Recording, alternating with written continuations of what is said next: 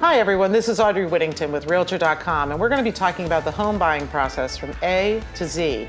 And we are fortunate enough to have with us Heather and Steve Ostrom, who are with Coldwell Banker and have been agents for how long? Over 17 years. 17 years as a realtor, so you've seen a lot of transactions. Yes. Okay, so I think what we're going to talk about today is perhaps one of the most important topics in this video series that we're doing, which is the big question. How much do I offer? Yeah. Right? I mean, this is really what you pay your realtor for. That's the big question. That is the big question. And who doesn't want a good deal? So. Exactly, right. So you don't want to, you really, let's face it, if you offer too little, Yep. you might lose the property, your heart breaks, right? You offer too much, your heart breaks. I know, but there's like the remorse just sits there. It's like, I'd gone lower and still Right. gotten it. Yeah. So let's talk about that. How do we know? So this is, you guys are the experts. So what is one of the first things that we're looking at? First thing is definitely days on market. If somebody's been on the market for 1 or 2 days, they're not going to come that much off of their purchase price. Whereas if they've been on the market for a month, then yeah, you can offer much lower.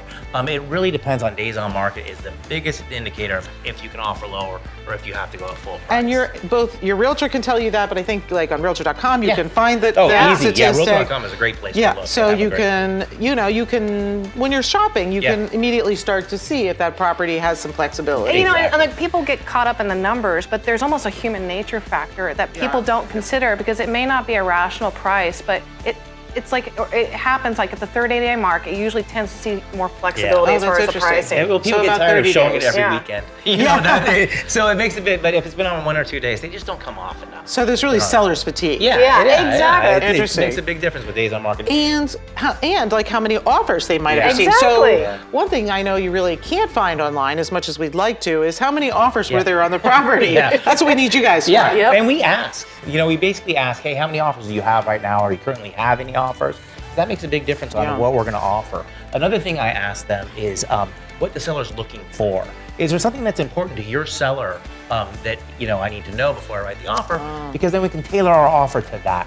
A lot of times we've had people that it's really important for them to stay in the property longer than the close to buy the next property. Right. So we knocked the price down just by giving them free rent back. My clients didn't need to be in the place. They need that extra week. Or, Exactly. So sometimes free rent back in association with dropping the price works it out. It's not just price always for the seller. So you want to ask what's important to them and then tailor the offer. And that's a part of the importance of asking the questions and gaining that intel, the motivation for where the seller's going, if it's been a loss of a family member. And there's so many different variables that are going to change your motivation and how you're going to tailor your offer. Exactly. And I know you and I have actually talked about this before, which is that how often sometimes it seems sellers are emotional. Yes. It is they've lived in the house a long time. Yeah. And they often, it's a lot for them for who they pick to buy their house. Well, they almost have to have you almost have to have a I don't know, it depends on how you want to word it, a funeral or a divorce with your home because it is such an emotional process as a seller.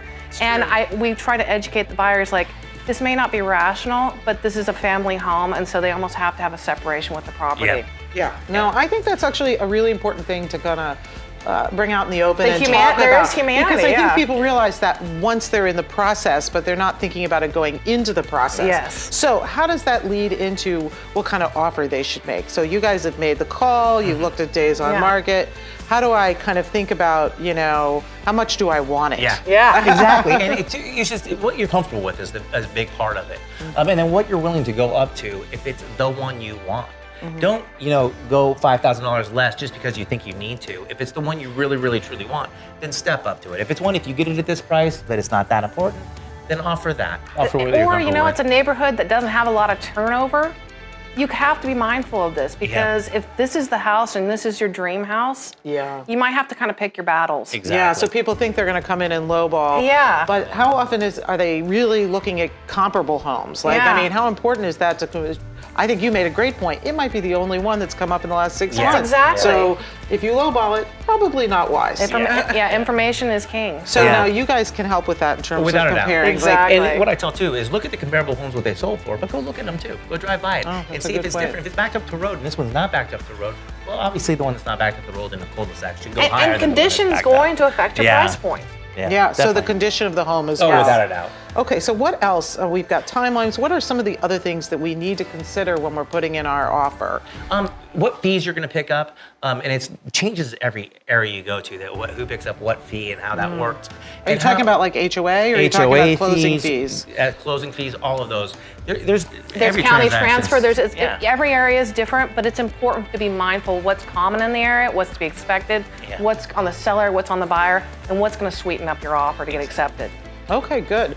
Well, I'm listening to all this, and all I'm thinking is you need a good realtor. Yes. So thanks for joining us. My name is Audrey Whittington with Realtor.com. Thank you, Heather and Steve. Thank you. And good luck making your offer.